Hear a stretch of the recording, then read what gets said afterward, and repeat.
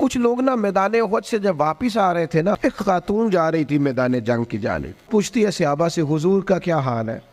کہنے لگے اس جنگ میں تیرے بھائی کا انتقال ہو گیا ہے۔ خاتون نے یہ خبر سنی، ایک اور صحابی ملے، ان سے پوچھتی ہے حضور کا کیا حال ہے؟ تو کہنے لگے تیرے شوہر کا انتقال ہو گیا۔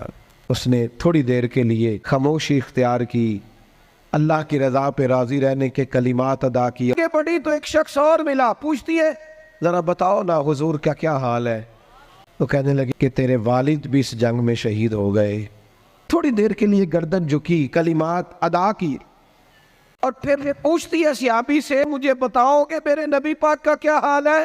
تو صحابی کہنے لگے الحمدللہ میں زیارت کر کے آیا ہوں، رسول پاک بالکل ٹھیک ہے۔ وہ خاتون کہنے لگی میرے اوپر اچانک غموں کے پہاڑ ٹوٹے ہیں، لیکن اگر حضور موجود ہے تو پھر کوئی غم ہے ہی نہیں۔